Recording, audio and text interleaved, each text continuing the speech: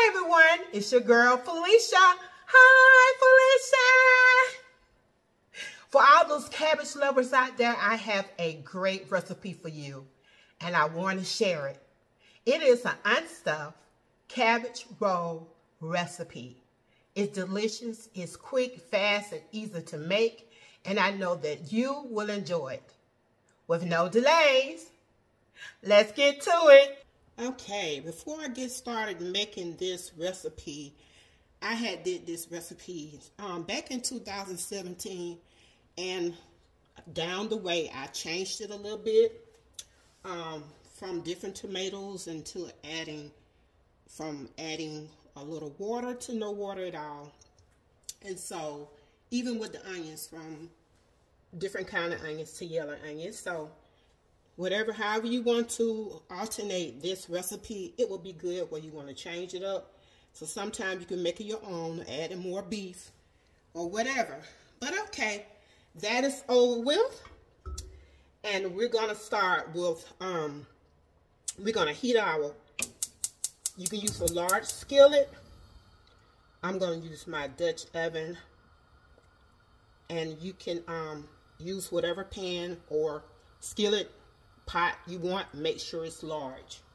So I'm going to turn this heat on medium, and I'm going to add 1 tablespoon of extra virgin olive oil.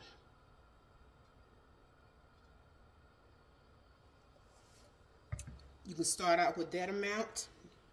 If you need a little more, you can add it. This is a good recipe. I kid you not, I haven't made it in a long time. I'm just going to stir this around. Switch this around. Stir it around. Switch it around.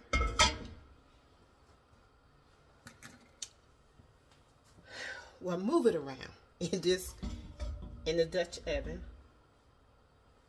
And next we're going to add our ground beef and the onions.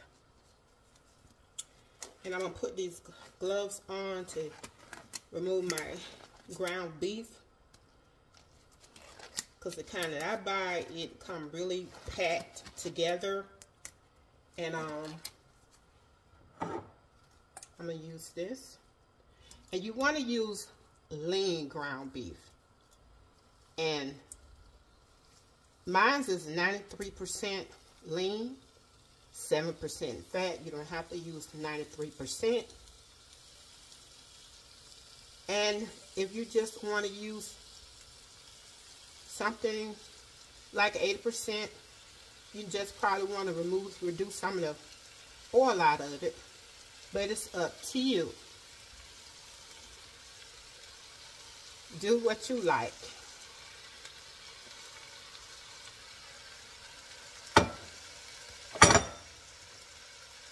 And then we want to add in our onion. I'm using a large yellow onion, and you want to have it chopped. So that's a lot of onion. If you don't want to use a whole large onion, use half of it, or use a medium onion. It's up to you.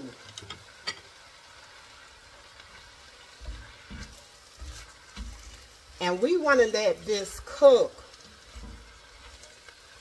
until the ground beef is no longer pink and the onion is a little tender.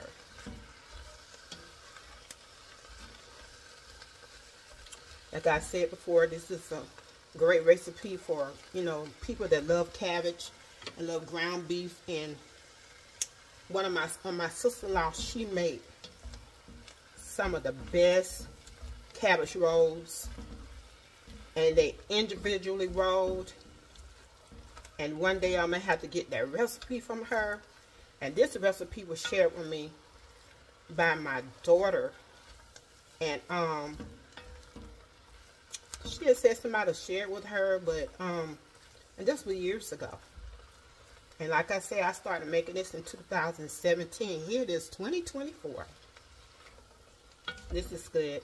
So I'm gonna let this cook and let the pink get out, and then onions are tender, and I will be back. All right, and I am back. And you see how it look? No pink in the meat. The onions are tender. And now we're going to add in our garlic. And I did use a little over 2 pounds of ground beef. And you can add like 1.5 pounds, but I used 2. So I'm going to add my minced garlic. And we're going to let that stir it around in the meat and onion mixture. And we want to let that cook for about 1 minute.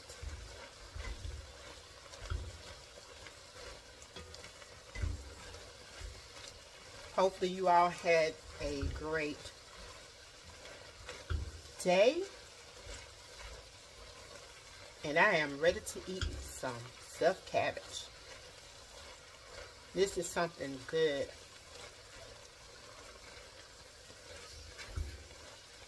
So my minute is almost up. And I'm going to get ready to get my cabbage, chopped cabbage. So I got my cabbage here waiting for me. This is going to be good. I'm going to enjoy this. I'm going to really enjoy this. I hate my husband hated that he don't like cabbage, but he doesn't. He said he didn't like it when he was a young boy, and so he don't want to eat in it. So I'm not going to force him to eat in cabbage. Okay? But when you're doing your cabbage, I don't know what other people does, but what I do, even though cabbage is wrapped tight, you don't think it'll probably be any insects or bugs in it, but y'all, please, when you chop them up, wash your cabbage. Wash it. Because you don't know what all them seeped in it while it was traveling, and when it got to the grocery store, and you probably think it looked good, all wrapped up tight, but please wash your vegetables. Wash your cabbage. So I'm going to add in my cabbage. I'm going to do it a little at a time because I don't want it falling all over the stove. Make sure you get a big pot or a big skillet. I would do it in I would do this in a big pot because they got to hold all this cabbage. Even though cabbage will shrink in, I'm going to add a little bit, and I'm going to stir this around a little. Move this around. Just so it can go down.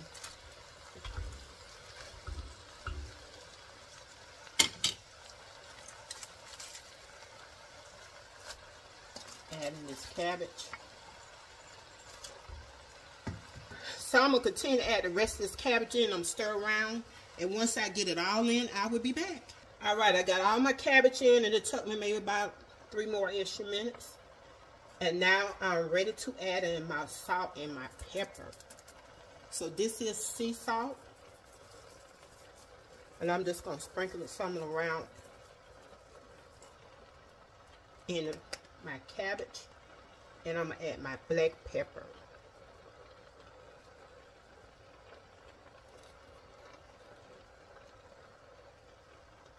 Okay, got that in. And now we're going to add in our tomatoes, and I use that fire roasted tomatoes, diced, and I will have the recipe down below in the description box.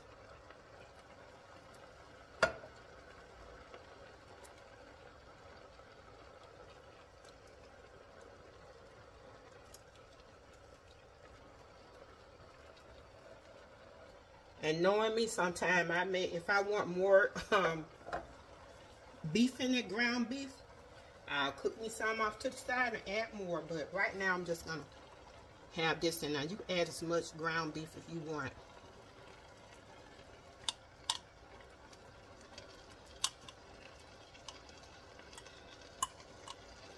And you want to sort of let this sort of come to a boil.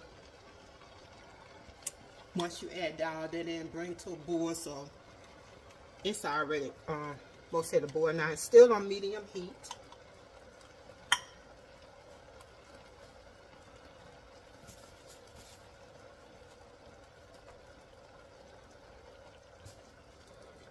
So I'm going to let that come to a little boil. It's already boiling now. I can hear it because I, kept the heat on medium. And what you're going to do is you're just going to put a lid on top of this. And the original recipe what I had before, like adding like a half a cup of water, but I didn't add any of mine. This time I changed the recipe, but I will add that on in case you want it. And then it also calls for, with the tomatoes, it was like low sodium, but I changed it to that fire roasted tomatoes. So we're gonna reduce this heat down to simmer, and where your simmer is up, I'm gonna put it in between, like a medium low. Maybe reduce it down to low, depending on what type of heat you have from gas or electric stove. You know how your stove cooks in whatever kind of pot or skillet that you're using it in. But you want to let it simmer.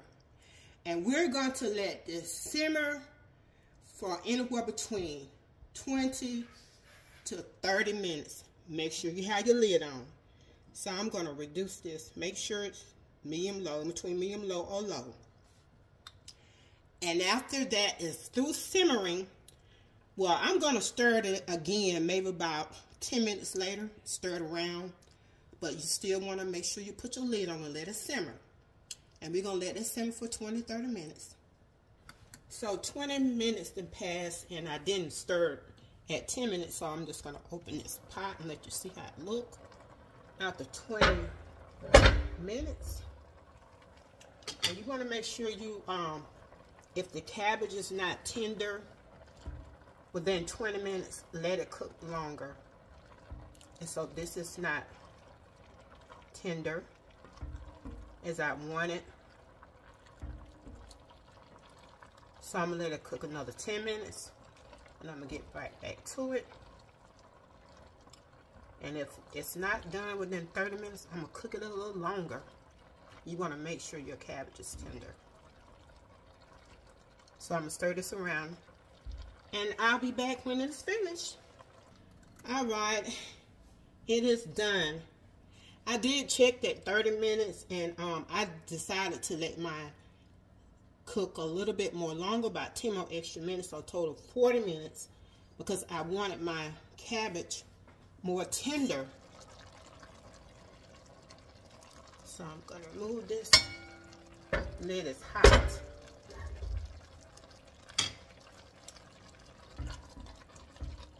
So I'm going to let you see how it cooked. This is delicious. This dish is delicious. I tell you, this is one you got to try. And if you want to add a little bit more salt to it, depends on how you like salt in your recipe. That's up to you. Add a little more. And sometimes the cabbages may have pieces in it that are thicker. And so they won't be as tender as you want. And if you, like I say, if you want it more tender, let it cook a little longer. And the thing about this recipe is that when you turn the heat off and you let it sit a little longer in the pot, the longer it sits, the better it becomes, because I think the tomatoes and the sauces just saturate inside the cabbage. So I'm going to go for the bottom, getting a little bit more tender cabbages. Like I said, you can add more meat to it, more sauce. It's up to you.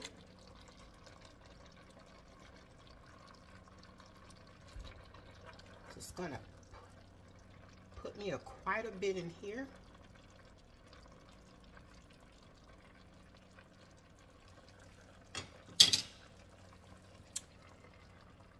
There you go. Try this.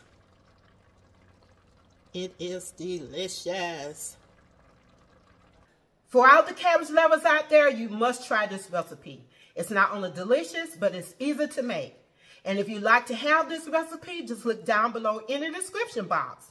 Don't forget to hit like and subscribe. And anytime that I might stream live or upload a video, just hit that notification bell. And as always, have a blessed and wonderful day. This is your girl, Felicia. Bye.